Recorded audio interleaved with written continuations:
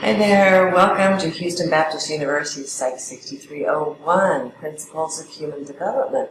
This is Module 5.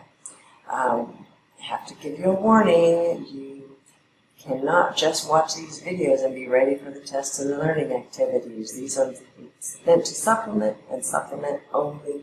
They do not provide thorough coverage of the information you need for tests and so on. Alright, so Module 5 is on adolescence. It's not generally most people's favorite time of life because it's a very difficult time of life.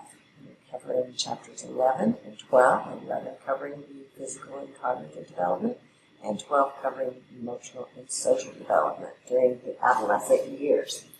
Alright, so during the adolescent years we're going through puberty. It's going to be a tough time. It's a roller coaster of hormones and emotions and acne and new places getting hair that we never had before, a squeaky voice, menstruation, and increased pressures in the areas of academics and social interactions. So, all this, and you're trying to figure out who you are. So puberty, keep in mind, is a phase. It is not a one-time event, a single event. It can last up to 6 years in girls and 5 years in boys. Some people mature very early and some mature much later, and it causes different pressures depending upon whether you're early or late. Overall, puberty is coming at a younger and younger stage or age of life than it did previously. So make sure as you read the chapter you pay attention to the hormones that are involved in puberty, the differences between males and females in puberty, and differences between primary and secondary sex characteristics. So some of the problems that we find in adolescence would be eating disorders such as anorexia nervosa, or that you have a body dysmorphia. You see yourself in the mirror as very fat, and in reality you're very thin. So the body changes that are happening during puberty make people uncomfortable with their bodies, and they can become very preoccupied with their bodies. And also the fact that they can't control a lot of what's happening to them in life. They can't control which teachers they get at school, what assignments they have to do, what parents are going through, what the family is going through, and so on. And a lot of things that are out of control, but they do feel like they can control their diet. So anorexia nervosa is starving oneself or severe calorie restriction. It's more common in girls than in boys, but it's also on the rise amongst boys. So it's a distorted body image. Bulimia nervosa is characterized by binge eating. Sit down and eat a whole jar of peanut butter or ice cream or whatever, and then purge afterwards with vomiting, using diuretics, over-exercising, laxatives, and so on. Sufferers generally have low self-esteem, and they do feel ashamed of their behavior, but they also don't feel like they can stop it, and they need help. In Chapter 11, we cover the cognitive development in adolescence. So here, we have the brain. If it were cut down the head, in the middle, down your nose, and so on, this is what it would look like if you looked at the center of the brain, with its right or left. And here's an overhead view of the brain with your right and left nodes there. So you can see that we have synaptic connections that are being formed and strengthened in puberty. And we also have pruning that's going on. Any pathways that are not being used frequently are pruned away to make room for the pathways that are being strengthened. The corpus callosum here, which is the center, and dividing the two, it begins to thicken during puberty.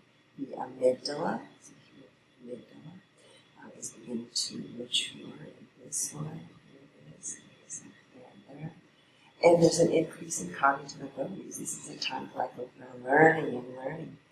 We're going through middle school, high school, the coursework is becoming more and more difficult, and the amount of material that you remember is pretty amazing, actually. So, according to Piaget, this is a time of formal operations when you begin to have abstract thoughts. And then metacognition is knowing about ways of knowing and so on. So make sure you read carefully and understand what formal operations look like, and metacognition as well. So these are some more theories: hypothetical deductive reasoning, information processing theory, which compares the mind with the brain. See lots of structural changes in the brain, functional changes, lots and lots of language development. As this is a time of life when you're studying vocabulary, you improve your score on your SAT, your ACT, and so on. You're trying to use these big words and so on. It's also a time of a lot of moral development. So here we have stages of moral development according to one theorist, and then you have hypothetical deductive reasoning.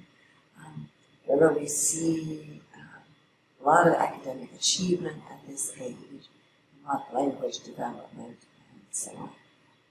There is so much in this chapter. Please read it carefully. Chapter 12, we look at emotional identity and social development. How many emotions that we feel in this?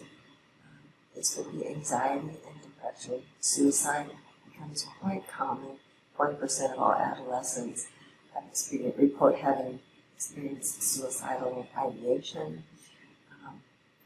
And this is a lot based upon the imaginary audience.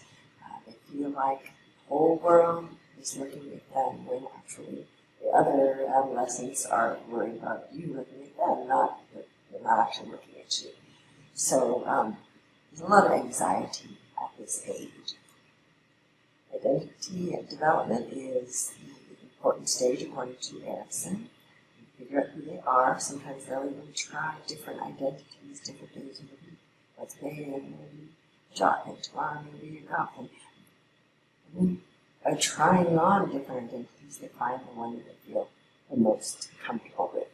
Marcia's identity theory, you can see here, it's based upon exploration, either low or high exploration, and then commitment, either low or high commitment. So when you're trying to figure out who you are, then if you explore not very much, then you might be in foreclosure or identity diffusion. Whereas if you explore a lot, we're talking about identity achievement and moratorium if you're not quite sure, but you're still exploring. So Obama's daughter, who took a year off after high school before she decided what to do for college, that would be moratorium. I'm thinking about what I should do. So it's a very interesting theory. Gender considerations, what pressures society places upon us because of our gender, ethnic considerations, and the transition to adulthood can be very difficult. Sexuality, see some stats here.